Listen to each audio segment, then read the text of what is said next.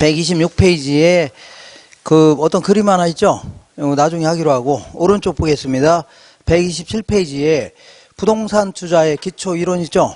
이건 이제 우리 부동산 어떤 투자 결정하기 위해서 기본이 되는 다양한 상식을 제공하는 파트인데, 제 1절에 뭐가 있어요? 부동산 투자의 개요 있죠?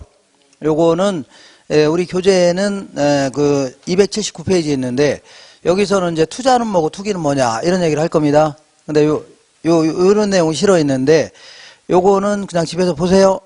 자, 투자는요, 여기서 만약 한 문제를 물어본다면 한 장 넘기시면 128페이지 있죠? 여기서 물어봅니다. 지렛대 효과를 물어봅니다. 지렛대 효과 물어봐요. 거꾸로 한 장 잠깐 본다면 127페이지 보시면 보통 이제 이것만 구분하시면 돼요. 투자는요, 이용할 의사가 있는 겁니다. 이걸요, 투자다. 투기는요, 이용할 의사가 있어 없어요? 없다는 얘기입니다. 예를 들어서 어떤 사람이 아파트 한 5채가 있는데, 자, 이 아파트 이걸요, 거주할 목적도 없으면 살 수 있는 거죠? 이걸 투기라 하는 겁니다. 이해가 되겠나요? 거주할 목적이 있다면 뭐라고요? 투자하고. 알겠나요? 물론 아파트를 구입해서 거주할 목적이 없다 하더라도 그냥 방치해 놓을 수는 없는 거죠. 잠깐 월세는 받을 수 있지만 그게 주목적이 아니라는 얘기죠. 싸게 구입해서 비싸게 팔려고 하는 거, 이게 바로 투기입니다. 어떤 사람이 농사지을 목적으로 농지 구입할 수 있어 없어요? 이걸 농지에다 투자했다는 거 아닙니까? 농사 지으려고. 근데 어떤 사람이 농사 지을 목적도 없으면서 살 수도 있어 없어요? 그죠? 자기 이름으로 그 구입이 안 되니까 다른 사람 명의로 막 구입할 수 있는 거죠? 이런 게 일종의 다 투기에 해당됩니다. 그래서 한번 읽어보시고 한 장 넘겨보겠습니다. 넘겨보시면, 자, 요즘에 주로 이제 한 문제 물어본 다음에 요 지렛대 효과에서 물어봅니다. 지렛대 효과. 이따만 돌이 있는데 이거를 판자대에 껴서 들어 올리려고 하면, 자, 돌이 올라가 안 올라가요? 안 올라가고 뭐가 부러져요? 원래 몇 번 했는데 허리가 부러진다고 했잖아, 허리. 그러니까 함부로 들어 올리면 돼요, 안 돼요? 안 됩니다. 그러니까 여기 이제 살짝 뭐 이렇게 살짝 괜 다음에 요거를 힘을 좀 가하게 되면요, 이렇게 살짝 가하게 되면 무지막지한 괴력을 발휘합니다. 그게 요걸요, 지렛대 효과라는 겁니다. 우리 항상 일상생활에 지렛대 효과를 응용하는 게 엄청나게 많아요. 손톱깎이 이런 거 있잖아요. 이런 거라든가 가위라든가 벤치 뭐 이런 거 있죠. 아니면 무슨 그 절단기 같은 거 있잖아요. 이렇게 생긴 절단기 있는데 그 자물통 이거 안 열리다 열쇠 잊어먹을 수 있죠. 그럼 그걸 막 딸 수도 있는 겁니다. 이렇게 눌러서 뭐 이런 어마어마한 힘을 발휘할 수 있는 겁니다. 이걸 지렛대 효과라는데, 이것도 마찬가지. 투자도요, 은행에서 돈을 빌려 투자하는 경우 있죠. 그러면 내 돈 투자액을 작게 투자해서 많은 돈을 벌 수가 있는 겁니다. 이걸요, 지렛대 효과라는 겁니다. 왜 그러냐면 보통 은행 이자는 일반적으로 싸요, 비싸요?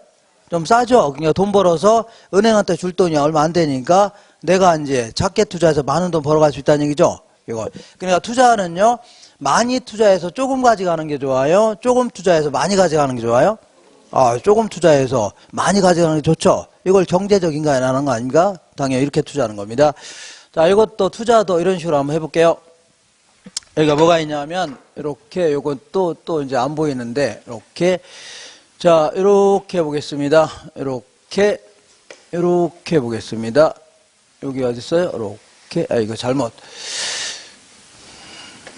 여기 잘 보면 뭐가 있어요? 이렇게. 요게 이제 내 돈입니다. 내 돈. 요것도 하나 더 그려볼게요. 요게, 요 정도. 요 크기가 똑같아, 안 똑같아요? 똑같죠? 뭐가 마음에 안 드는데, 이렇게. 뭐 똑같잖아요. 그래서 내 돈 1억 투자했을 때, 자, 내 돈 1억 투자했을 때 1년 동안에 2천만 원 정도 벌 수 있는 투자안이 있다고 치자. 번 돈 혹은 내가 번 돈 혹은 벌 수 있는 돈이 얼마라고요? 2천만 원을 벌 수 있는 투자안이 있다. 근데 요거를 내 돈만 투자하는 게 아니라 은행에서 빌려 투자할 수 있는 거죠. 그래서 은행에서 반은 빌렸고 반은 내 돈이라고 치자. 그러면 은행에서 빌린 돈이 얼마예요? 은행에서 빌린 돈이 5천만 원이죠. 그러면 내 돈은 얼마 투자한 거예요? 5천만 원 투자한 거 아닙니까? 내 돈 5천만 원. 자, 그리고서 이제 1년 동안 2천만 원이 들어오긴 했는데, 요거를 은행하고 내가 나눠 가져야 되죠? 은행하고 내가 나눠 가져야 되는데, 은행은 우리한테 돈을 왜 빌려줍니까? 이자 받으려고 하는 겁니다. 이자 그죠? 이자율은 4%라고 간주해보자. 1년에 몇 프로 하고요? 4%. 4% 이자 주면 되는 겁니다. 그러면 5천만 원에 4% 하면요. 0.04 곱하면 돼요. 그러면 얼마야? 200만 원밖에 안 됩니다. 얼마라고요? 200만 원. 그러니까 은행한테 얼마 주면 돼요? 200만 원 주면 되는 거예요. 나머지는 누구 거예요? 내 겁니다. 내가 번 돈 혹은요. 벌 수 있는 돈이 무려 1,800만 원이 되는 겁니다. 800만 원. 이런 식으로 자, 은행에서 일부 빌려 투자하게 되면요. 아니면 일부나 전액 빌려 투자하게 되면 은행이 가져갈 건 얼마 돼야 한대요? 얼마 안 되잖아요. 이렇게 은행이 가져갈 거는 요거밖에 안 되죠. 원금은 나중에 부동산 팔아서 갚는다고 생각하시면 돼요. 이자만 주면 되는 겁니다. 그러니까 내가 5천 반만 투자했는데도 불구하고 거의 2천만 원 가까이 벌 수 있다는 얘기죠. 이걸요. 지렛대 효과라는 겁니다. 무슨 소리라고요? 지렛대. 은행 돈을 지렛대 삼아 내 돈 투자액을 작게 투자해서 많이 벌어갈 수 있다 그런 얘기죠. 이걸요. 지렛대고. 뭐 간단한 거 아닙니까? 이 그림만 알면 되는데 지금부터 이것저것 쓰다 보니까 그냥 어렵게 느껴지는 겁니다. 어렵게 느껴지네요. 자, 어쨌거나 이렇게 해볼게요. 이거 쓰지 말을까요? 이거 안 쓰기도 그렇고. 한번 써볼게요. 자, 총자본 수익률이라는 게 뭐냐면, 총자본 수익률은요, 총 투자액 대비 내가 번 돈, 은행이 번 돈 합친 거 있죠? 요게 차지한 비율입니다. 그러니까 총 투자액이 요거랑 요걸 합친 겁니다. 그러니까 얼마라고요? 1억입니다. 총 투자액 대비 내가 번 돈, 은행이 번 돈 합친 게 2천만 원이죠? 이렇게 요게 차지하는 비율, 요걸요, 총자본 수익률 해줍니다. 20%. 이것 또한 저 계산해 볼게요. 총자본 수익률은요, 이렇게 볼게요. 내 돈과 은행 돈 합치니까 얼마요? 1억이죠? 왜냐하면 은행에서 빌린 거 없잖아요. 그리고 내가 번 돈을 은행이 번 돈 합친 게 2천만 원이죠? 왜냐하면 은행이 가져갈 돈은 0원이잖아요. 그죠? 그러니까 이것도 마찬가지 얼마라고요? 20% 아닙니까? 맞아, 안 맞아요? 맞아요. 그러니까 항상 얘는 20%입니다. 자, 총자본 수익률 항상 몇 프로라고요? 20%예요. 자, 근데 중요한 거는 뭐가 중요한 거라고요? 내 돈을 작게 투자해서 내 돈을 작게 투자 많이 가져가는 게 좋죠? 이게 중요한 거 아닙니까? 지금 실제는 내가 투자하는 거죠? 내가 작게 투자해서 많이 가져가는 게 장땡 아닙니까? 그래서 요게 더 중요한 얘기입니다. 지분 수익률이라는 게 중요해요. 지분 수익률은요, 내 돈 투자액 대비 내가 가져갈 돈이죠? 요걸 얘기합니다. 내 돈 얼마 투자했어요? 1억. 내가 가져갈 돈이 얼마예요? 2천만 원. 똑같이 몇 프로예요? 20% 아닙니까? 맞죠? 근데 요거 볼게요. 지분 수익률 계산해 볼게요. 얘는요, 내 돈 얼마 투자했어요? 5천만 원 투자했네요. 그리고 2천만 원 벌긴 했는데 이게 전부 내 게 아니죠? 은행 이자 빼야 될 거 아닙니까? 은행 이자 빼고 남은 게 내 거 아니죠? 내 거죠? 그러니까 은행에서 얼마 빌렸어요? 5천만 원 빌렸는데 여기에 4% 빼야 되죠? 이거 빼면은요, 무려 이제 이렇게 계산하면 36%가 됩니다. 몇 프로라고요? 36%. 이런 식으로 자, 은행에서 빌려 투자하니까 내 돈 투자 대비 수익률이 막 점점 커질 수 있다는 얘기죠. 이걸요, 이거를 지렛대 효과를 하는데, 이걸 특히 정의 지렛대 효과를 하는 겁니다. 뭐라고요? 정의. 점점 커진다는 얘기죠. 근데 오히려, 자, 이럴 수도 있습니다. 은행에서 돈 못 빌려서 사채업자한테 사채를 쓸 수 있어, 없어요? 무려 30%, 40% 넣으면 사채를 쓸 수 있죠. 그럼 오히려 걔들이 가져가는 게 더 커질 수 있습니다. 이만큼 다 가져갈 수 있죠. 그럼 내가 가져갈 돈이 오히려 줄어들 수 있습니다. 이걸요, 부의 지렛대 효과라는 겁니다. 알겠나요? 부의 제. 자, 이렇게 해서 이 그림은 이해할 수 있죠? 이해하는데, 이것도 쓰다 보니까 좀 어렵게 느껴질 수 있는데, 이런 거 쓰고 싫은데, 어쨌거나, 자, 총자본 수익률은 항상 같아요? 달라요? 항상 같잖아요. 근데 문제는 지분 수익률이 타인자본, 은행에서 돈 빌리게 되니까 지분 수익률이 점점 커진다는 얘기죠. 이런 식으로 점점 커져요, 작아져요? 커진다. 이걸요, 정의 지렛대 효과라 이렇게 얘기합니다. 이렇게. 이거 왜 이런 효과가 나타나냐면 총자본 수익률은 항상 같아요, 달라요? 항상 같은데 은행 이자율을 다른 말로 저당 수익률 해줍니다. 은행 이자율 형편이 낮다는 얘기죠. 얘는 20%인데 얘는 4%밖에 안 되죠. 맞아? 그래서 그런 겁니다. 자, 원래 전체 수익률은 20%이죠? 근데 은행이 몇 프로 가져가요? 4%밖에 안 가져가죠? 5천만 원에. 그러니까 내가 다 가져가는 거 아닙니까? 나머지. 이해가 되겠나요? 그래서 그런 겁니다. 이렇게. 같이 20% 가져가면 상관없는데, 은행은 몇 프로만 가져가요? 4%만 가져가니까 나머지는 내가 거의 36% 가져가는 겁니다. 이렇게 아주 괜찮네요. 이걸 뭐라고요? 정의 지렛대 효과라는 겁니다. 근데 만약에 이럴 수도 있어요. 은행에서 돈 빌려 투자하니까 총자본 수익률하고 지분 수익률을 비교했더니 지분 수익률이 점점 작게 나타난다는 얘기죠. 점점. 왜 이런 걸요? 부의 지렛대 효과를 하는데 왜 이런 효과가 나타나냐면 총자본 수익률은 항상 같아요? 달라요? 같은데 거의 사채 이자 썼다는 얘기죠. 은행 이자율이 사채 이자율이 무진장 높다는 얘기입니다. 이렇게 나중에 계산하면 돼요. 이렇게 그러면 점점 작게 나타납니다. 이걸로요. 이거를 부의 지렛대 효과라는 겁니다. 근데 지금까지 제가 이 지렛대 효과를 얘기하면서 위험이라는 얘기는 한 적 있어 없어요? 한 번도 없죠. 근데 타인 자본, 은행에서 돈 많이 빌려 투자하게 되면 그만큼 나중에 경기 변동이라든가 변동의미로 빌렸다가 돈을 못 갚을 가능성도 그만큼 커져요, 작아져요? 커질 수 있다는 얘기입니다. 그러니까 이 위험은 전혀 무시하고 수익률만 가지고 따진 거죠. 이렇게 하시면 돼요. 자, 지금부터 그 계산형 문제를 볼 건데, 이 계산형 문제 1번은 굉장히 어려운 문제입니다. 어려운 문제인데, 요거는 어려운 문제예요. 이거는 풀기 힘듭니다. 지문에 이것도 한 문제로 물어본 게 아니라 끼어 들었던 건데, 자, 볼게요. 일단은 오른쪽에 있는 문제, 그 서술형 지문을 먼저 볼게요. 부동산 가격이 물가 상승률과 연동하여 상승하는 기간에는요, 인플레이션을 방어하는 효과가 있다는 얘기죠. 그러니까 우리 인플레이션이 뭐예요? 물건의 가격이 올라가는 걸 얘기합니다. 여기서 물건이라는 것은요, 화폐가 아니라 실물 자산이죠. 부동산 같은 게 실물 자산이라는 거 아닙니까? 이런 게 같이 올라가는 거죠. 그러니까 인플레가 발생하면 이 부동산 가격도 올라요, 안 올라요? 같이 올라가는 겁니다. 일반적으로. 그러니까 손해할 게 있어 없어요? 없다. 이걸요. 인플레이션을 방어하는 효과가 있습니다. 그러니까 인플레가 발생하면 화폐를 갖고 있는 사람이 손해보는 겁니다. 물건 갖고 있는 사람은 손해봐요, 안 봐요? 안 봅니다. 그 다음에 2번 볼게요. 부동산의 경우에는 환금성이 가장 불리하고 주식은요, 신속한 환금이 가능하죠. 그러니까 부동산은요, 주택 같은 경우는, 아파트 같은 경우는 그나마 좀 잘 팔리는데, 상가나 공장 이거는 1년이 되도록 5년이 되도록 안 팔릴 수 있죠. 환금성이 아주 문제입니다. 주식은 팔려고 내놓으면 얼른 팔 수도 있죠. 싸게 팔든. 그 다음에 3번. 부동산은 실물 자산의 특성과 토지의 영속성으로 인하여 가치 보존력이 양호하죠. 그러니까 아주 오랫동안 사용할 수 있으니까 가치 보존력이 양호하다 이겁니다. 그 다음에 임대사업을 영위하는 법인은요, 건물에 대한 감가상각과 이자 비용을요, 세금 산정 시에 비용으로 인정받을 수 있습니다. 우리 세금, 소득세 계산할 때는요, 원칙적으로 번 돈을 수익이라는 겁니다. 들어간 돈을요, 비용, 이렇게 해서 여기서 뺀 돈을 소득이라 할게요.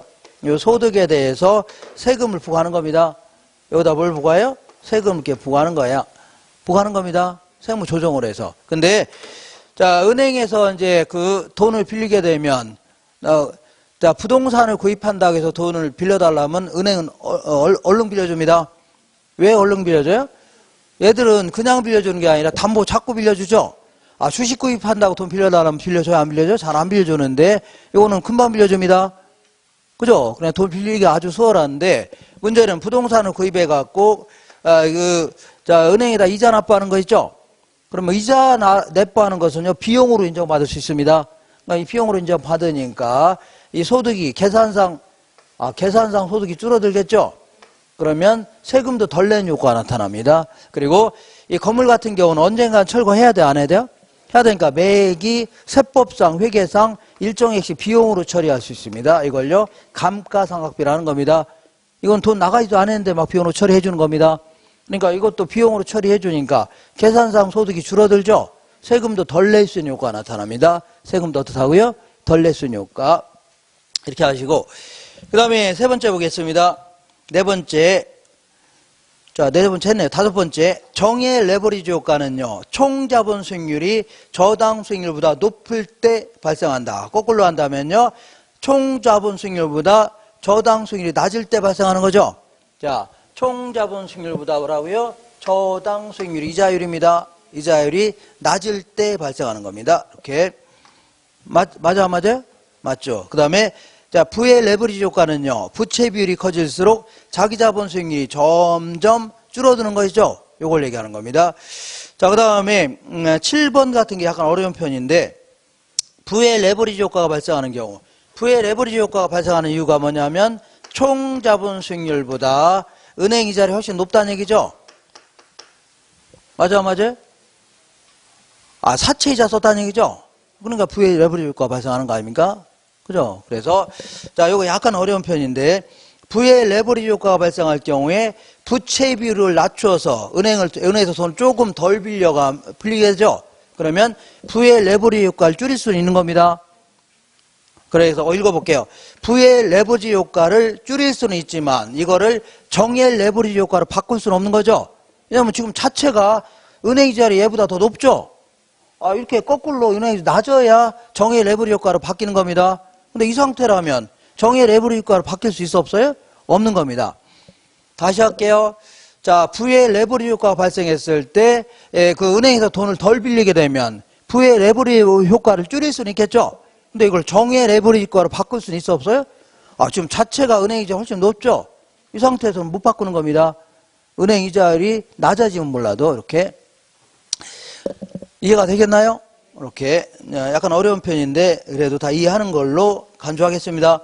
그 다음에 8번 볼게요. 총 자본 수익률과 저당 수익률이 동일할 경우에, 그러니까 은행 이자율도 20%죠? 얘도 20%죠? 그럼 레버리지 효과가 발생해요? 안 해요? 안 하는 겁니다. 그러니까 총 자본 수익률과 저당 수익률이 동일할 경우에는요, 부채 비율의 변화는요, 자기 자본 수익률에 영향을 미쳐요? 안 미쳐요? 안 미칩니다. 똑같습니다. 항상 변함없습니다. 그 다음에 정의 레버리지 효과를 예상하고 투자했을 때 부채 비율이 커질수록 경기 변동이라든가 금리 변동에 따른 위험도 그만큼 증가한다고 했죠. 그 다음에 부동산 투자자는요, 저당권과 전세 제도를 통하여 레버리지 효과를 활용할 수 있는 겁니다. 그러니까 이런 거 다, 이런 것 때문에 어렵게 느껴지는데, 이 그림은 다 이해할 수 있죠? 이것만 잘 이해하시면 돼요.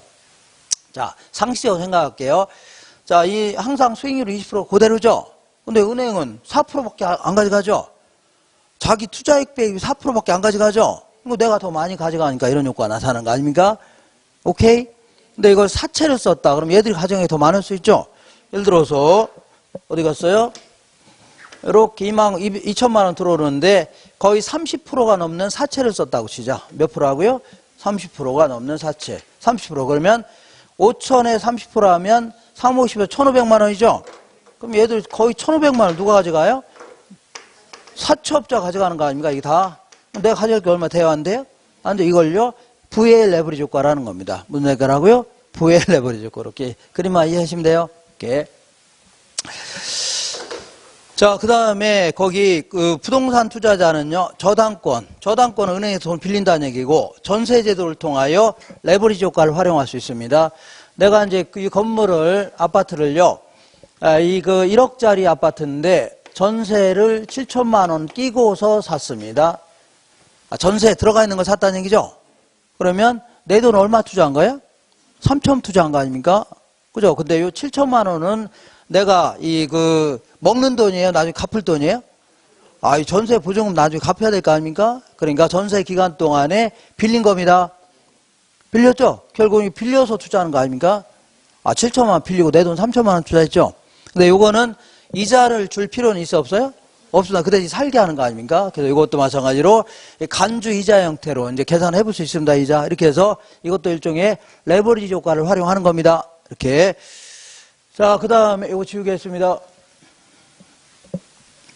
자, 요거는 이제 다음 주에 해야 될 것 같은데 오늘 못 합니다. 자, 만약에 요게 내 돈을 지금 지분이라 하는 겁니다. 내 돈은 1,000원이라고 하고 은행에서 빌린 돈을요 저당해 줄게요. 은행에서 빌린 돈 500원이라 치자. 그러면 총 얼마짜리 부동산이에요? 1,500만 원짜리 부동산이죠. 요때 자, 이것분의 이거 한 걸요, 부동산 가치분의 대출액 한 걸요, 대부 비율, 융자 비율 이렇게 얘기합니다. 그 다음에 이것분의 이거 있죠? 이것분의 이걸요, 내 돈분의 은행돈 이걸요, 부채 비율 해줍니다. 그러니까 거기 부채 비율이 그 왼쪽에 맨 아래 계산형 문제, 아주 어려운 문제입니다. 부채 비율이 50%라는 얘기는 이것분의 이거 한 게 50%라는 얘기죠? 그러니까 이거 임의의 숫자를 넣어야 됩니다. 내 돈이 1,000원이라면 은행에서 얼마 빌렸다는 얘기예요? 500원 빌렸다는 얘기입니다. 이런 식으로 계산하지 않으면요. 아주 힘듭니다. 계산하기가. 임의의 숫자를 넣어서 계산해야 돼요. 부채 비율이 50%라는 얘기는 내 돈 1,000원 투자했다면 은행에서 얼마 빌린 거예요? 500원 빌렸다는 얘기입니다. 자, 그리고 총 자본 수익률이 10%랍니다. 저당 수익률이 8%라면 자기 자본 수익률은요 12%가 아니라 11%입니다. 바꿔놓으세요. 맞는 걸로 바꿔놔야 되는데 12%가 아니라 몇 프로요? 11%가 정답이에요. 자, 그러니까 총 자본 수익률이 몇 프로예요? 10% 하겠죠? 그러니까 1,500원이 총 자본 아닙니까? 그리고 1년 동안에 10% 벌 수 있다고 하니까 1년에 얼마 버는 거예요? 150원 버는 거 아닙니까? 이게 총 자본 수익률입니다. 이게 합친 게 총 자본이죠? 그리고 10%라니까 150원 버는 거죠? 이렇게. 여기에는 내 돈도 있고 은행 돈도 있어 없어요? 있습니다. 이 총 자본 수익률이니까. 그러면 중요한 거는 뭐가 중요하다고요? 지분 수익률이 중요한 건데, 지분 수익률은요, 내 돈 얼마 투자했어요? 1,000원 투자했죠. 그리고 150원 벌긴 했는데, 이게 전부 내 거예요? 내 게 아니에요? 아, 이건 총 자본 수익률이죠? 그러니까 여기에서 은행이자 빼야 돼, 안 빼야 돼? 은행에서 얼마 빌렸어요? 500원에다가 은행이자는 8% 하고 있죠? 맞나요? 거기 저당 수익률이 은행 이자율입니다.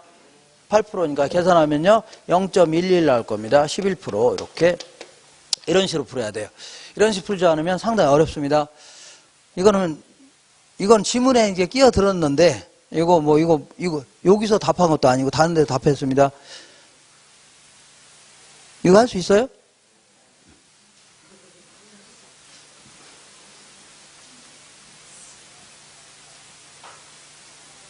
이거 어렵네요. 이거는 총자본 수익률입니다. 총자본 수익률이 뭐라고요? 내 돈과 은행 돈 합친 거 있죠? 내가 번 돈, 은행 돈 합친 거이죠? 이게 10%라는 거 아닙니까?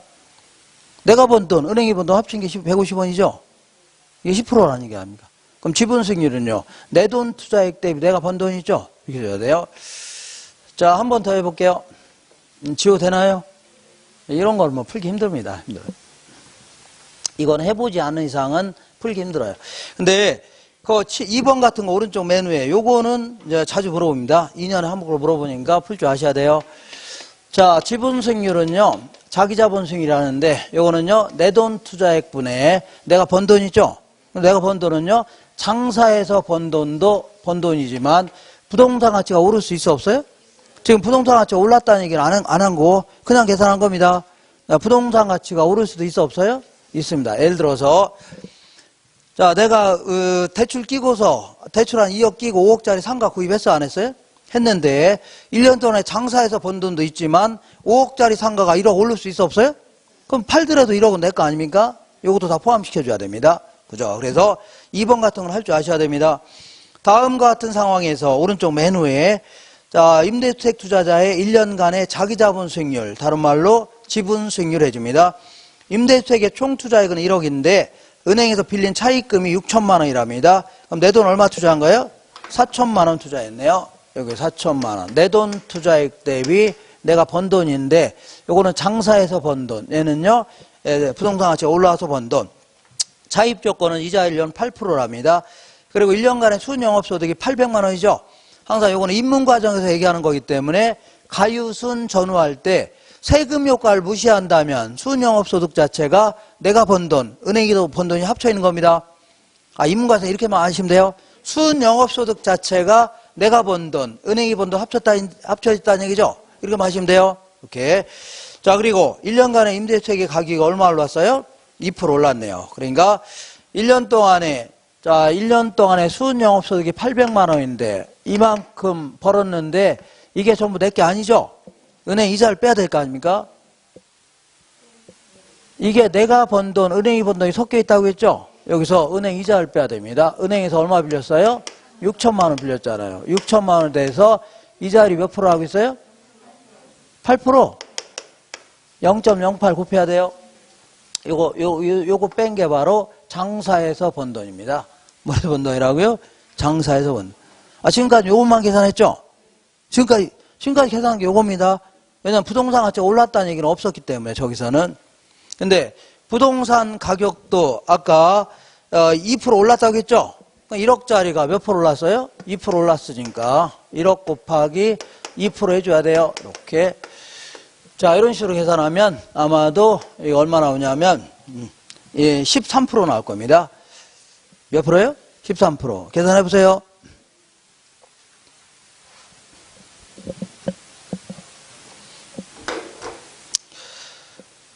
자, 아까하고 똑같은 거예요. 똑같은데 다만 뭐가 포함되어 있다고요? 요것만 포함된 겁니다. 요거 할 수 있죠? 요거 들어가면 요거 집어넣어야 돼요. 다시 해요? 안 해도 되겠죠? 이거 계산할 때는 항상 요거 먼저 계산해야 돼요. 괄호 친 걸 먼저 계산해야 돼요. 그런 다음에 여기서 이걸 빼줘야 돼요. 이렇게. 어떤 사람은 800 빼기 6000 곱하기 8% 막 이렇게 하니까 계산이 안 나온다고 막 나한테 짜증내고 그럽니다. 진짜입니다. 짜증내. 자, 이렇게 해서, 요 그림 이해하죠? 이거 다시 해요? 은행이 4%밖에 안 가져가니까 내가 다 가져가는 거 아닙니까?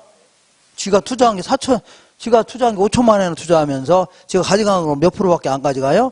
4%밖에 안 가져가니까. 나머지 다 누가 가져가요? 내가 가져가는 거 아닙니까? 20%는 가져가면 몰라도 4%밖에 안 가져가니까. 그죠? 이렇게. 자, 이렇게 해서 요거 좀 기억하시고, 요거 지울게요. 요건 할 줄 아셔야 됩니다.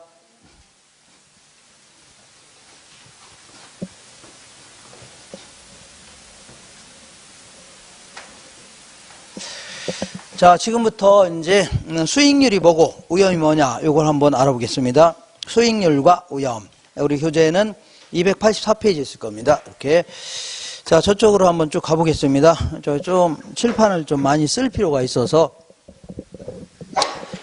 어쨌거나 수익률이다. 수익률이라는 것은 내가 은행에다 1억을 예치했더니 1년 동안 500만 원 이자를 주겠답니다. 그래서 그러면 1억 투자해서 1년 동안 얼마 버는 거예요? 500만 원 버는 거죠? 그래서 자, 지금부터 어디 갔냐면 요 1억을 뭐라 하냐면 투하 자본 해줄게요. 투자액을 얘기합니다. 투하 자본이다. 집어 던졌다는 얘기죠?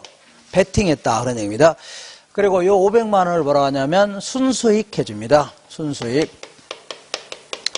항상 자, 순하면요 비용을 뺀 걸 얘기합니다. 뭘 뺀 거라고요? 경비, 비용 뺀 거를 순이라는 표현을 씁니다. 그러니까 은행에서 이자 받는 것은 뭐 비용 나갈 거 별로 있어 없어요? 거의 없는데 부동산 투자에서 임대사업 같은 거 하게 되면 경비 많이 나가 안 나가요? 다 나가는 거 다 빼야 될 거 아닙니까? 그리고 항상 수익률 하면요, 요거는요, 별 말이 없으면 연간 단위의 수익률을 얘기합니다. 1년 단위의 수익률. 그러니까 1년 단위로 1월 1일 날 얼마 투자했을 거 아닙니까? 그럼 1년 동안 어느 정도 벌었냐 하는 걸요, 수익률이 하는 겁니다. 다시 할게요. 1년 단위로 애초에 투자액 있죠? 그거에 비해서 1년 동안 어느 정도 벌었냐 하는 걸요, 수익률이 해주는 겁니다. 별 말이 없으면 뭐라고요? 1년을 단위로 하는 겁니다. 몇 년이라고요? 1년. 자, 이렇게 해서 하시고, 자, 그럼 이렇게 보겠습니다. 항상 하지만 노량진이 있습니다. 노량진. 자, 노량진에 가면 항상 똑같은 예인데, 자, 고시원이 많아야 적어요? 많잖아요. 그래서 친구들이 고시원 사업에서 돈을 많이 벌었다고 하길래 나도 한번 해보겠다는 얘기죠. 가서 이제 중개업소에 들렸더니 B라는 고시원도 팔려고 내놨고 C라든가 D도 다 팔려고 내놔서 안 내놨어요? 내놨는데 이것들은 장사가 잘 되는 거든 가격 올리려고 낮추려고 해? 올리려고 하죠? 그럼 내 입장에 투자 금액이 커지죠? 그러니까 수익률이 낮을 수밖에 없습니다. 얘가 커지니까 낮아지고. 반대로 장사가 안 되는 건요, 싸게 팔려고 하죠? 내 입장에서는요, 투자 금액이 낮아지니까 수익률이 올라갈 수밖에 없습니다. 그러다 보니까 이 지역에 어떤 부동산을 구입한다 하더라도 10% 정도밖에 못 얻는다 아닙니다. 이렇게. 그러나 10%보다 높은 것들이 있죠? 10%, 예를 들어 한 20% 버는 것들은 가격 올리려고 낮추려고 해? 올려고 하죠? 그럼 내 입장에서 투자자금이 올라가니까 수익률은 낮아지는 겁니다. 얘는 같다고 간주한다면, 반대로 10%가 안 되는 부동산들은요, 싸게 팔려고 안 팔려고 해? 싸게 팔려고 하니까 내 입장에서는요, 투자자금이 내려가죠? 그럼 수익률 올라가 안 올라가요? 올라갑니다. 결국은 10%밖에 못 번다는 얘기입니다. 어느 부동산을 구입하더라도. 이거 되겠나요? 근데 간혹 가다 보면 좀 싸게 나오는 게 간혹 있어 없어요? 있다는 얘기입니다. 자, 우리 이제 이 상가 같은 거는 권리금이라는 게 붙는데, 이 권리금이라는 걸 사실상 정확히 계산할 수 있는 사람 거의 없습니다. 뭐 이거 어떻게 계산합니까? 그냥 장사 잘 되면 1억 붙이거나 2억 붙이는 거 아닙니까? 이걸 제대로 계산했을래나요? 어떻게 계산합니까? 전문가가 아닌 이상은. 그러니까 원래는 권리금 많이 붙여야 되는데 좀 싸게 나오는 게 있어 없어요? 있다는 얘기입니다. 그리고 아파트 같은 경우에도 할아버지 할머니가 주인일 경우는 인터넷 같은 거 잘 모를 수 있죠. 시세 잘 모르고 좀 싸게 나올 수도 있거나 아니면 애가 이제 수술하는 바람에 돈이 급해서 좀 싸게 나오거나 이런 경우 있어 없어요? 있죠. 아니면 이민 가려다 보니까 돈이 급할 수 있죠. 여러 가지 형태로 좀 저평가돼서 싸게 나오는 게 간혹 있습니다. 자, 이런 거를 중개사가 이제 잘 찾아내는 것이죠. 이게 가장 큰 이제 관건이 될 수 있는 겁니다. 어쨌거나 이게 이제 싸게 나온 건데 이걸 잽싸게 1억에 구입한다면요 매년 2천만 원 벌 수 있답니다. 그러면 이때는 매년 얼마씩 벌 수 있다는 얘기예요? 20% 정도 벌 수 있다는 얘기죠. 그러면 다른 데 투자하면 10%밖에 못 버는데 여기는 몇 프로예요? 20% 버니까 여기다 투자하려고 하겠죠. 당연한 거 아닙니까? 자, 그래서 자 지금부터 자기가 투자하려고 하는 부동산 여기로부터 계산된 수익률을요 기대 수익률 해줍니다. 그리고 다른 데 투자했더라면 이 정도 벌 수 있다는 얘기죠. 평균. 그래서 이걸요 요구 수익이라는 표현 써볼게요. 자, 그러면 결국은 뭐 어떻게 얘가 얘보다 크면 투자하는 거죠. 기대 수익률이 뭐보다 클 때요? 요구 수익률보다 클 때 투자하는 거 아닙니까? 당연한 거 아닙니까? 그러면 왜 여기가 10%냐? 이거 좀 의심스러운데 이건 좀 이따 하기로 하고 이런 건 투자하겠죠. 근데 만약에 기대 수익률이 요구 수익률보다 작다. 그러면 투자하면 돼요? 안 돼요? 안 돼요. 이건 기각시켜야 되는 겁니다. 근데 만약에 기대 수익률이 요구 수익률과 같다는 얘기죠. 뭐 이런 경우에 투자는 가능합니다. 왜냐하면 이 10%를 얻을 수 있다는 얘기는 정상적인 수익률이죠. 남들 버는 정도의 평균적인 수익률을 얻을 수가 있다는 얘기입니다. 큰 손해는 안 본다는 얘기죠. 아주 큰 돈은 못 벌지만 남들 버는 정도의 정상적인 수익률을 해줍니다. 이 정도 벌 수 있다는 얘기죠. 먹고 살 만큼은 벌 수 있다는 얘기입니다. 그러니까 투자할 수 있다 그런 얘기입니다. 이해가 되겠죠? 이렇게 하시면 돼요. 근데 진짜 여기 이렇게 해서 투자했습니다. 투자해서 1억을 투자했는데 1년 동안에 2,500만 원 벌었어요. 1년 동안 실제로. 지났어요. 그래서 그럼 몇 프로 벌은 거예요? 1억 투자해서 2,500만 원 벌었죠? 그럼 몇 프로 버는 거예요? 25% 버는 거 아닙니까? 요거를요 실현 수익률 이렇게 얘기합니다. 근데 실현 수익률 혹은 실제 수익률 해주는데 얘는 투자 결정하는 관계가 있어 없어요? 지금 얘를 투자할까 쟤를 투자할까 할 때는 관계가 있어 없어요? 없는 겁니다. 얘는 여기다 투자했더니 1년 지나서 벌은 수익률이죠. 그러니까 투자 결정하는 관계가 있어 없어요? 없습니다. 그냥 나중에 투자가 잘 됐구나 하는 판단이지. 투자할 때는요 얘와 얘를 가지고 투자하는 겁니다. 그러니까 얘가 얘보다 클 때 투자하는 거죠. 이렇게. 그래서 진짜 여기다 투자했습니다. 투자했는데 1년이 지나서 돈을 많이 벌었어요. 그래서 이번에 이민 가려고 합니다. 어디로요? 캐나다로 이민 가려고 하는데 팔려고 내놨을 거 아닙니까? 그러면 어떤 놈이 찾아왔어? 안 찾았어요? 찾아서 요모저모 훑어서 보더니 중개사님 얘기 들어보니까 1억 투자했다며요? 와, 투자액 대비 수익이 좋네요. 자기한테 팔으라는 얘기 아닙니까? 그래서 내가 어차피 팔려고 내놓은 건데 너 얼마 줄래 했더니 그놈이 한다는 얘기가 당신이 1억 투자했으니까 1억 드리겠다는 얘기죠. 그럼 내가 뭐라고요? 꺼져 그럴 거 아닙니까? 당연히 내 입장에서 가격 올리려고 낮추려고 해? 올리려고 할 거 아닙니까? 그러면 그 다음 사람 기대치가 떨어지겠죠? 그 다음 사람은 또 비싸게 구입하니까 떨어지죠? 그러면 어느 정도까지 가격이 올라가나 볼게요. 얘는 이따가 시장에서 결정되는 겁니다. 이따가 할 겁니다. 그러니까 얘가 얘보다 큰 은하는 계속 올리려고 하죠. 그러니까 당연히 어디에요? 10%가 될 때까지 올리려고 할 겁니다. 맞아, 안 맞아요? 그죠? 그래서 결국은 장기적으로는요, 기대 수익률하고 뭐는 같아져요? 요것은 같아지는 겁니다. 그러니까 우리 장사도 장사 잘하는 사람이나 처음에 큰 돈 벌지, 이 사람이 부동산 팔 때는 어떻게 팔아요? 비싸게 팔려고 하죠. 권리금 잔뜩 받고. 그 다음 사람은요, 정상적인 수익률 정도밖에 못 얻는다. 그런 논리입니다.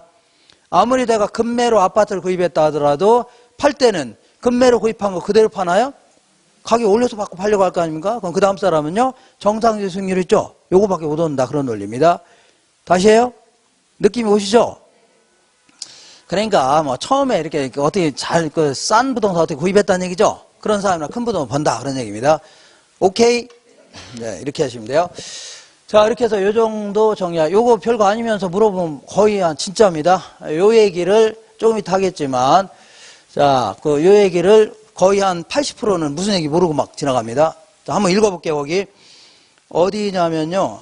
한 장 넘겨보시면 133페이지 볼게요. 133페이지에 서술형 지문의 3번 보겠습니다. 찾으셨나요? 그러면 투자자의 기대 수익률이 요구 수익률보다 클 경우에, 지금 이런 경우 아닙니까? 이런 경우에, 큰 경우에 대상 부동산에 대한 수요가 증가하여, 이런 거 서로 살려고 안 살려고요? 수요가 증가하여 부동산 가치는 점점 상승하게 됩니다. 그러면 얘가 점점 상승하니까 그 다음 사람 기대 수익률이 점점 줄어들죠? 줄어드는데, 자, 점점 기대 수익률도 점점 하락하게 된다. 따라서 장기적으로는요, 기대 수익률하고 뭐는 같아져요? 요구 수익률이 같아지는 겁니다. 요거를 제가 이 문제를 내면요, 거의 한 80%는 다 틀립니다. 무슨 얘기 모르고 이렇게 대충 아시겠죠? 이렇게 하시면 돼요. 다시 돌아오셔서 이번에는 자 130페이지의 그 아래쪽에 오염에 대해서 알아보겠습니다. 오염 리스크 해주는데, 이렇게 오염이라는 것은 한번 정의를 한번 볼게요. 자, 기대 수익 혹은 기대 수익률에서 벗어날 수 있는 정도, 이걸요 오염이라는 겁니다. 자기가 기대하고 있는 기대치에서 벗어날 수 있는 정도 있죠? 이걸요 오염이다. 다른 편으로 앞으로 실현되는 수익이 기대 수익에서 벗어날 수 있는 정도, 이걸요 오염이라는 겁니다. 오염. 무슨 얘기인지 모르겠다, 뭐 이런 얘기입니다. 이렇게 보겠습니다. 만약 A라는 부동산이 Y 대안이라고 치자. A라는 부동산, 이거 A라고 치자. 얘는요 1억 투자하니까 2천만 원 벌 거야, 이렇게 간단히 예측했을려나요? 1억 투자하니까 2천만 원 벌 거야, 간단히 예측했을려나요? 무슨 신입니까? 무슨 2천만 원 뭐 들어오는다, 이렇게 예측하지 않았겠죠? 미래 상황을 꼼꼼히 예측한 다음에 이런 상황일 때는 얼마 들어오고 저런 상황에는 얼마 들어온다는 얘기죠. 이렇게 해서 평균 낸 겁니다. 예컨대 이런 식으로 예측했다는 얘기입니다. 이렇게 볼게요. 1년 동안에 1억 투자해서 고시형 경기가 좋을 수도 있어 없어요?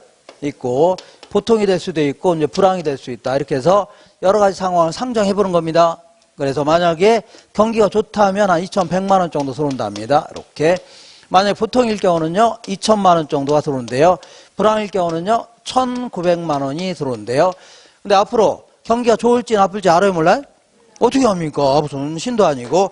다만 이 지역에서 오랫동안 중개활동 하신 분들은 약간 감각이 있어 없어요? 있죠. 이분들한테 여러 번 물어봐서 평균 냈더니 이렇게 될 가능성은 한 40%가 될 거랍니다.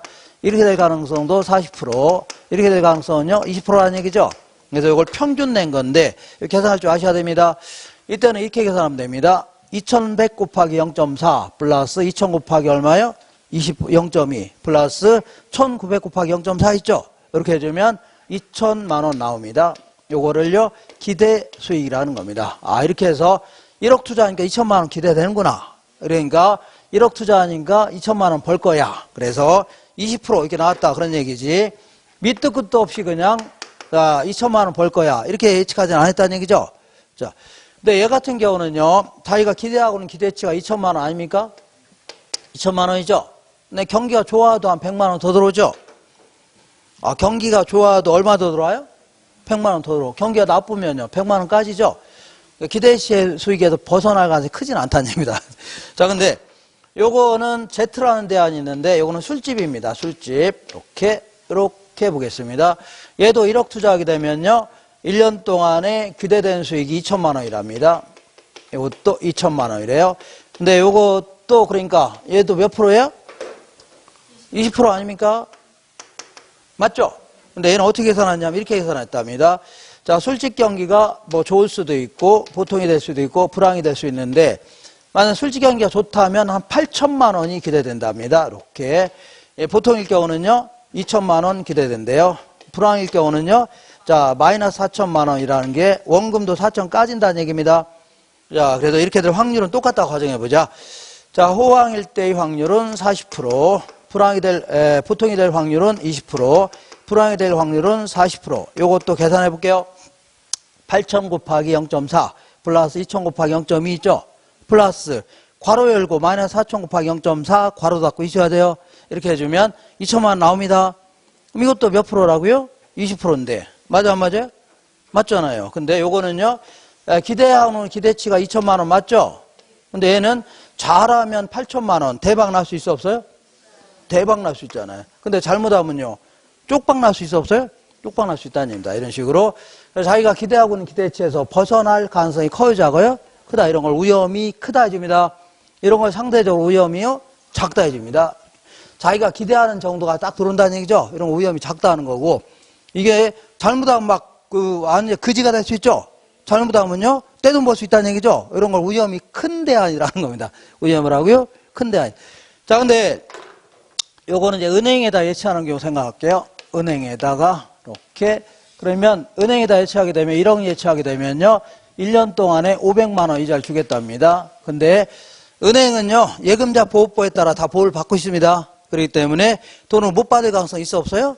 없습니다. 근데 문제는 자 경기가 좋아도 500만 원 받는 거죠.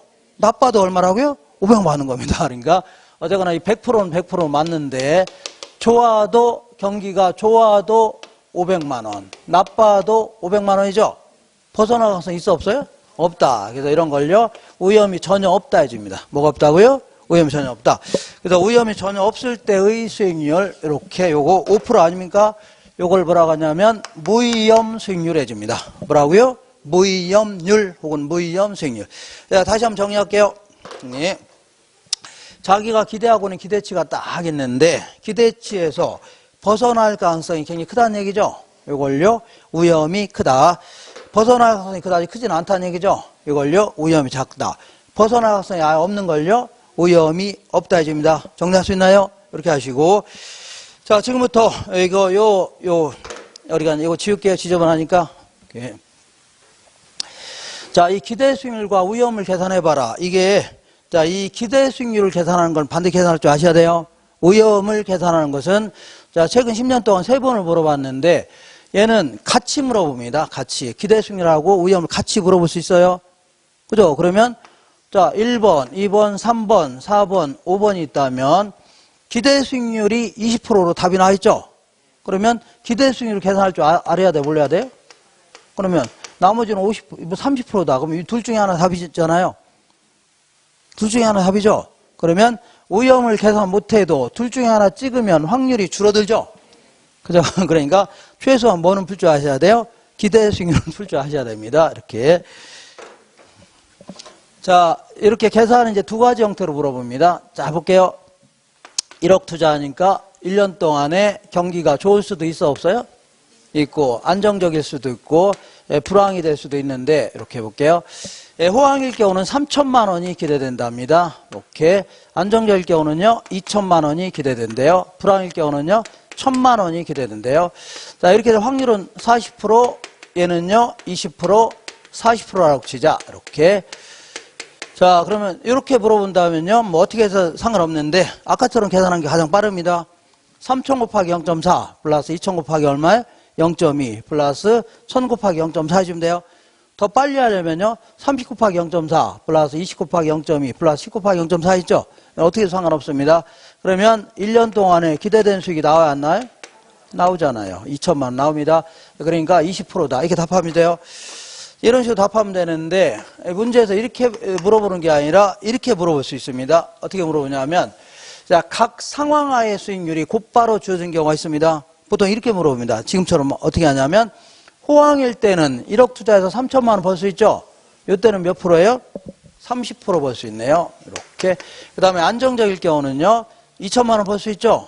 이때는 몇 프로 벌 수 있어요? 20%. 이때는 1,000만 원 벌 수 있으니까 10%이죠. 이렇게 10% 이렇게 해서 이렇게 곧바로 각 상황의 수익률이 주어지는 경우 있죠. 이런 경우가 바로 박스. 자 131페이지 딱 중간에 있어 없어요? 그 박스에 있는 게 요겁니다. 이렇게 요거를 일단은 기대 수익률을 계산해봐라. 요건 더 빠릅니다. 얘는 무조건 이거 곱하기 이거 더하기 이거 곱하기 이거 더하기 이거 곱하기 해주면 돼요. 그죠? 근데 반드시 한쪽이 100분율이면 한쪽은 소수점을 해줘야 돼요.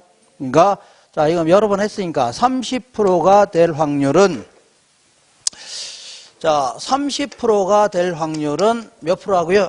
40%죠? 0.4를 곱해야 됩니다. 이렇게 이거는 여러 번 했으니까 그 다음에 20%가 될 확률은 몇 프로예요? 0.2 곱해주면 돼요. 그 다음에 10%가 될 확률은 얼마예요? 0.4 이렇게 해주면 됩니다. 이렇게 해서 전부 다 더해주면 돼요. 이렇게 더해주면 돼요. 그러면 20% 나옵니다. 이렇게 뭐 이건 뭐 이렇게 쓰니까 어려워 보이는 건데 팍팍팍 곱하면 되죠. 팍팍팍 더해주면 돼요. 자, 이번에는 자 오염에 대해서 알아보는데, 오염은요 이렇게 두 가지 형태로 계산할 수 있습니다. 자, 분산과 표준 편차로 가능한데, 표준 편차. 자, 나는 도저히 이거 계산 못하겠다 그러면 제끼세요. 예, 그리고 한번 시도할 만 하시면 저처럼 해보세요. 이렇게. 자, 그러면 오염이 자꾸 아까 뭐라고 했어요? 기대 수익률 혹은 기대 수익에서 벗어날 수 있는 정도를 얘기한다고 했죠. 그러니까 자 보세요. 자, 지금 기대 수익률이 20%이죠. 20% 아닙니까? 20%인데 만약 호황일 때는 몇 프로 벗어나 있는가요? 10% 벗어나 있죠. 호황일 때는 30% 빼기 20% 하니까 10% 벗어나 있는 거 아닙니까? 맞아, 안 맞아요? 맞고. 그 다음에, 자, 이 보통일 때는 벗어났어, 안 벗어났어요? 안 벗어나 있잖아요. 그러니까 0이네요, 0. 이렇게. 그 다음에 불황일 때는 몇 프로 벗어나 있어요? 10%인데 밑으로 10% 벗어나 있죠? 그러니까 10% 빼기 20% 하니까 마이너스 10% 벗어나 있죠? 맞아, 안 맞아요? 아, 기대 수익이 20%인데 위로 벗어난 게 요거죠? 밑으로 벗어난 게 요거죠? 맞아, 안 맞아요? 이렇게. 자, 그러면, 자, 이렇게 해서 아까 벗어날 가능성 얘기하는 거 아닙니까? 그러면, 이렇게 될 확률이 얼마라고요? 0.4. 이렇게 될 확률은요? 0.2. 이렇게 될 확률은요? 0.4. 이렇게 해서 전부 더해주면 돼요. 자, 이게 바로 분산인데, 문제는 이렇게 계산했다가는 분산이 0이 나옵니다. 0이나. 왜냐하면, 요거 계산하면 10 곱하기 0.4하면 4%죠? 얘는 0에다 뭘 곱해도 0이죠? 얘는 마이너스 10 곱하기 0.4하면 마이너스 4%죠? 전부 더하면 얼마예요? 아니, 분명히 아까 오염이 있어, 없어요? 아, 오염이 기대치 벗어날 가능성 오염 아닙니까?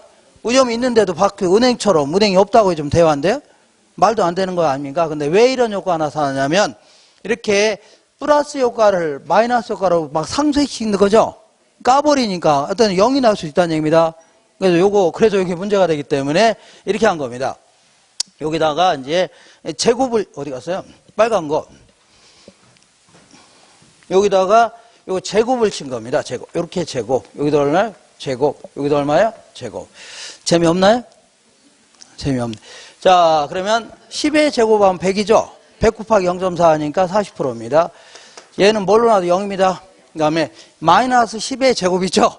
마이너스 10을 두 번 곱하면 플러스 100이 됩니다. 난 이익을 모르겠다. 그러면 아드님한테 물어보세요. 저도 몰라요, 그냥. 하여튼, 마이너스 두 번 곱하면 뭐라고요? 플러스 100이 나옵니다. 그러니까, 100 곱하기 0.4니까 40%이죠? 합치니까 얼마라고요? 80%가 정답이에요. 몇 프로라고요?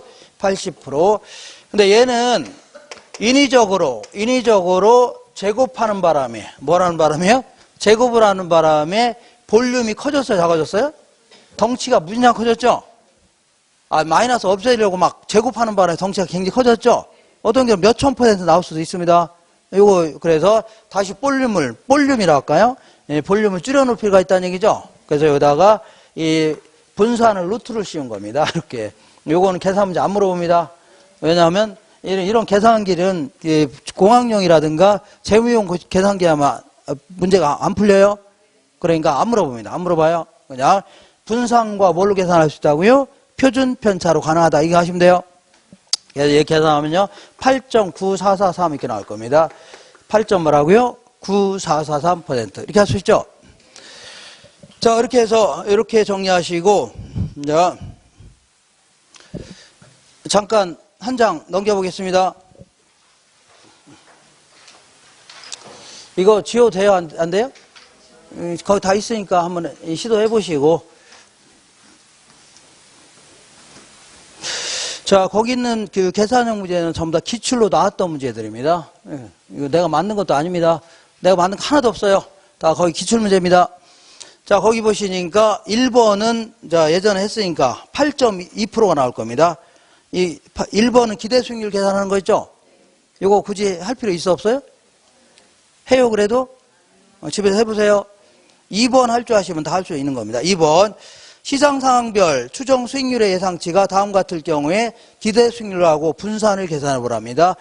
그러니까 뭐 얘는 거꾸로 불황시부터 나왔네요. 뭐부터 나왔다고요? 에이, 다시. 자, 불황시. 그 다음에, 자, 이거 보통 호황. 이렇게 나왔네요. 거꾸로. 어쨌거나 수익률은요, 10, 20, 30%입니다. 10%, 20%, 30%. 이렇게. 그 다음에 확률은요, 네, 확률은 30, 40, 30%입니다. 0.3. 얘는요, 0.4, 0.3. 이렇게 해도 상관없습니다. 얘는 그대로 곱하면 되죠? 그대로. 자, 그러면 먼저, 기대 수익률. 요거는 계산할 줄 아셔야 된다고 했죠? 요거 계산할 줄 아셔야 돼요? 어떤 분은, 와, 이것도 놓치겠네. 하면 안 됩니다. 이건 최소한 맞춰야 됩니다. 자, 10%가 될 확률은 얼마라고요? 10%가 될 확률은 0.3. 그 다음에 20%가 될 확률은 얼마예요? 0.4. 딱. 제가 계산하기 좋게 딱 해놨잖아요. 그 다음에 30%가 될 확률은 얼마예요? 0.3. 이렇게 해서 전부 다 더해주면 됩니다. 이렇게 더해주자. 이렇게 더해주면 됩니다. 그러면 아마 20%가 나올 겁니다. 몇 프로예요? 20%. 이게. 자, 요거는 계산할 수 있어야 된다고 했죠? 이렇게 20%. 자, 그러니까 기대 수익률이 몇 프로라고요? 20%입니다. 이렇게. 자, 분산 계산해 볼게요. 분산. 자, 분산은요. 요때는 여기서 요거 빼니 요거하고 몇 프로가 차이 나요? 10%인데 마이너스 10% 차이 나는 거죠? 아까 안 써도 했죠? 요거 제곱해 줘야 돼요. 뭐라고요? 제곱. 그리고 요거는 차이가 나요, 안 나요? 안 나죠? 그러니까 제곱해 주면 되고. 그리고 요거는 몇 프로가 차이 나요? 10% 차이 나죠? 아까처럼 쓸까요, 그냥? 제곱하면 되죠? 쓸까, 그냥 한번 지우고. 알 수 있죠? 오케이. 자, 이렇게 될 확률 얼마라고요? 0.3. 이렇게 될 확률, A. 자, 이렇게 될 확률 얼마라고요? 0.4. 이렇게 될 확률 얼마라고요? 0.3입니다. 이렇게 계산하면 돼요. 자, 그러면 계산하면 얘는 60% 나올 겁니다. 60% 0.6 해줍니다. 0. 얼마라고요? 6. 이렇게.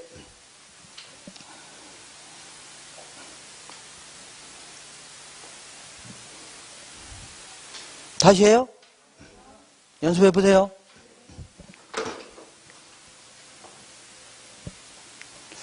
이 쥐어야 되죠? 이것도 좀 숙달되면, 자, 일단 기대 수익률 계산했어, 안 했어요?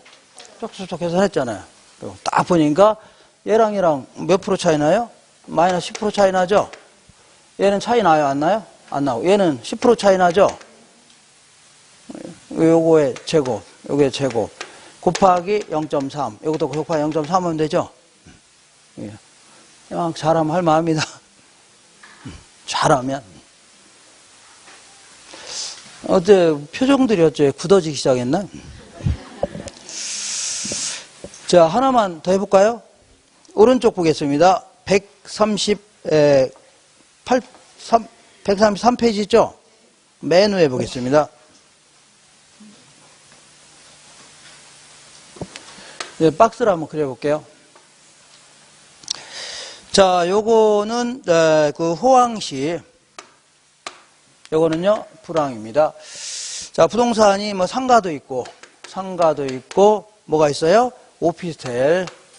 그 다음에 뭐가 있어요? 아파트가 있죠. 아파트. 이거 세 개를 다 계산해 보라는 얘기입니다. 몇 개라고요? 세 개 다 계산해 보라. 어쨌거나 자 10% 불황 때는요 16% 6%입니다. 얘 때는 얼마라고요? 16% 6%. 오피스텔은요 12% 4%입니다. 12% 4%. 그 다음에 아파트는요 8% 2%죠. 8% 얼마라고요? 2%네요. 자, 확률은요 둘 다 50%죠. 여기도 0.5 여기도 0.5 해주면 되죠. 오케이. 자, 그러면 기대 수익률을 계산할 수 있어 없어요? 얘는 이거 곱하기 이거다. 이거 곱하기 해주면 되죠. 맞아? 맞죠. 그러면 11% 나옵니다. 몇 프로 난다고요? 11%. 이것도 이거 곱하기 이거다. 이거 곱하기 해주면 되죠.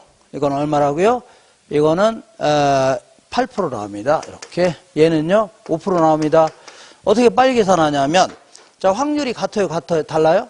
같을 경우는 2개 더한 다음 나누기 2 해주면 돼요. 22 나누기 2 해주면 되죠? 요거는요, 18 나누기, 16 나누기 2 해주면 되죠? 10 나누기 2 해주면 돼요. 이렇게 금방 계산할 수 있습니다. 자, 분산 계산해 볼게요. 뭔 산이라고요? 분산. 자, 그러면 요거는 몇 프로 벗어나 있어요? 5% 벗어나 있잖아요. 아, 이때는 몇 프로 벗어나 있어요? 5%. 5% 벗어나 있죠? 이거 제곱해야 돼요. 네, 요거는 몇 프로 벗어나 있어요? 마이너스 5% 벗어나 있죠? 이것도 제곱해야 되죠? 이렇게 될 확률 0.5. 이렇게 될 확률 얼마라고요? 0.5 해주면 되겠네요.